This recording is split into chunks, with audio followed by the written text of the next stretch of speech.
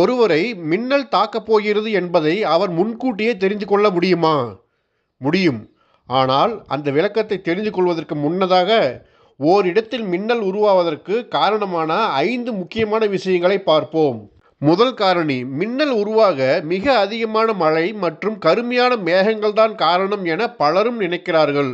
அது தவறு.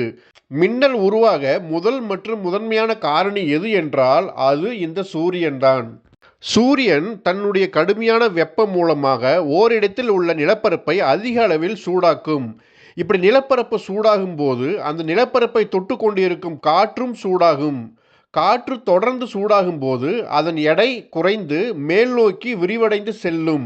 இப்படி மேல் நோக்கி சூடான காற்று செல்வதை அப்டிராஃப்ட் என சொல்கிறார்கள். ஆக நிலத்தை சூடாக்கி பின்னர் சூடான காற்றை மேலே கொண்டு வருவதுதான் மின்னல் உருவாவதற்கான முதல் வழியாகும். இந்த வழியை உண்டாக்குவது சூரியனே. இரண்டாவது காரணி, சாதாரணமாக நாம் சுவாசிக்கும் காற்றில் தண்ணீர் மூலக்கூறுகள் இருக்கும். ஆனால் சூரியனின் கடுமையான வெப்பத்திற்கு பின்னர் நீர்நிலைகள் ஆவியாகி அதிக அளவில் நீராவி சூடான காற்றுடன் விரிவடைந்து மேலே செல்லும். இந்த சூடான காற்று ஒரே இடத்தில் இருந்தால் அது அதே நிலையில் இருக்கும். ஆனால் அந்த சூடான காற்று தொடர்ந்து விரிவடைந்து செல்லும் போது அந்த காற்று குளிர தொடங்கும். இப்படி காற்று குளிர தொடங்கும் போது நீராவிகள் அனைத்தும் நுண்ணிய நீர்த்துளிகளாக மாறும். இந்த நுண்ணிய நீர்த்துளிகள் அனைத்தும் ஒன்று திரண்டு ஒரு மாபெரும் மேக கூட்டமாக மாறும்.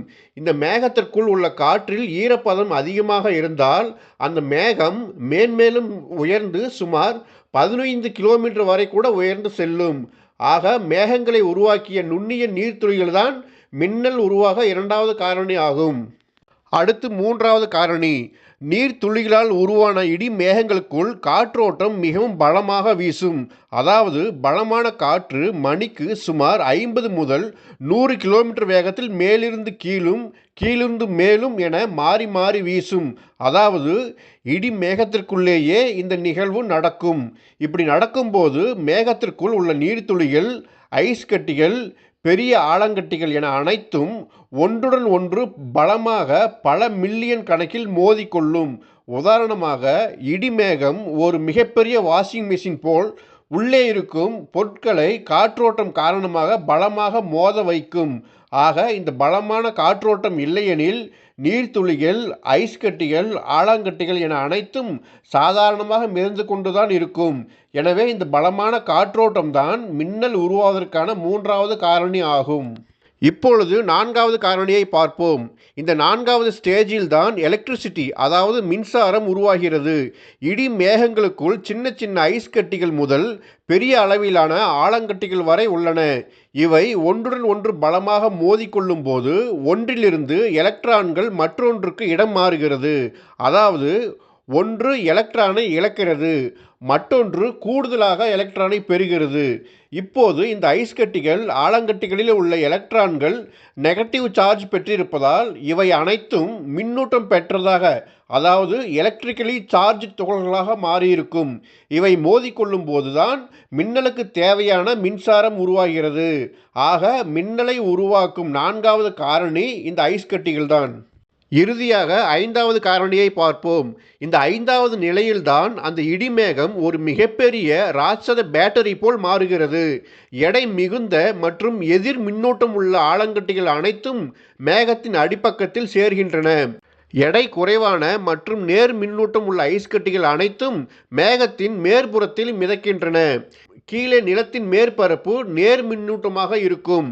இப்போது இடி மேகத்திற்குள் ஐஸ் கட்டிகள் மற்றும் ஆலங்கட்டிகள் தொடர்ந்து மோதும் போது எதிர் மின்னூட்டமாக உள்ள மேகத்தின் அடிபாகம் கீழ் நோக்கி கீழே பூமியை நோக்கி விரிவடைந்து வரும். இப்படி நெருங்கி வரும்போது கீழே நிலப்பரப்பிற்கும் இந்த மேகத்திற்கும் இடையே உள்ள காற்று கடுமையான அழுத்தத்தை சந்திக்கும். அப்போது வரை மின்னல் ஏற்படாமல் காற்று தடுத்து நிறுத்தி இருக்கும். ஆனால் ஒரு கட்டத்தில் இந்த அழுத்தத்தை தாங்க முடியாத காற்று தனது முயற்சியை கைவிட்டு ஒரு பாலமாக மாறிவிடுகிறது. இப்படி காற்று முயற்சியை கைவிட்டதும் மின்னல் உருவாகிறது. ஆக மின்னூட்டம் நேர் மற்றும் எதிர் மின்னூட்டமாக மாறி விரிவடையும் போது அதை காற்று தாங்கிக் கொள்ள முடியாமல் வழிவிடும்போதுதான் இறுதியாக மின்னல் தோன்றுகிறது.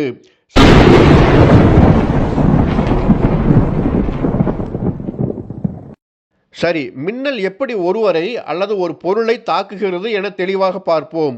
மேகத்தின் அடிபாகத்திலிருந்து மின்சாரம் தீவிரம் அடையும் போது, அதை காற்று தாங்கிக் கொள்ள முடியாமல் வழிவிடும்போது, நம் கண்களுக்கு தெரியாத ஸ்டெப்ட் லீடர் என்கிற மின்சார பாதை மேலிருந்து கீழ் நோக்கி பாயும். ஆனால் இது மின்னல் அல்ல, நம் கண்களுக்கும் தெரியாது. இந்த ஸ்டெப்ட் லீடர் சுமார் 50 முதல் 100 மீட்டர் வரை கீழே வந்து வந்து மறையும். இந்த புகைப்படத்தில் ஒளிக்கீற்றுகள் வருகிறது தானே, இதுதான் ஸ்டெப்ட் லீடர். இது மேலிருந்து கீழ் நோக்கி அடிக்கடி தோன்றி மறையும். இதே நேரத்தில் கீழே நிலத்திலிருந்து மரம், கட்டிடம், உயரமான டவர், மனிதன் என பல உருவங்களின் உச்சியிலிருந்து நேர்மின் மின்னோட்டம் கொண்ட அப்வார்ட் ஸ்ட்ரீமர் என்கிற மின்பாதை மேல் நோக்கி பாய்ந்து கொண்டே இருக்கும். துரதிர்ஷ்டவசமாக இந்த 2 மின்பாதைகளும் இணைந்து கொண்டால் அடுத்த வினாடி பயங்கரமான மின்னல் கீழிருந்து மேல் நோக்கி பாயும். நண்பர்களை நல்லா தெரிஞ்சுக்கங்க. மின்னல் பூமி மீதுள்ள ஒரு உயரமான பொருளை அல்லது ஒரு மனிதரை தாக்கும் போது உண்டாகும் அந்த பயங்கர மின்னல் கீழிருந்து தான் மேல் நோக்கி பாயுமே தவிர மேலிருந்து கீழ் நோக்கி பாயாது.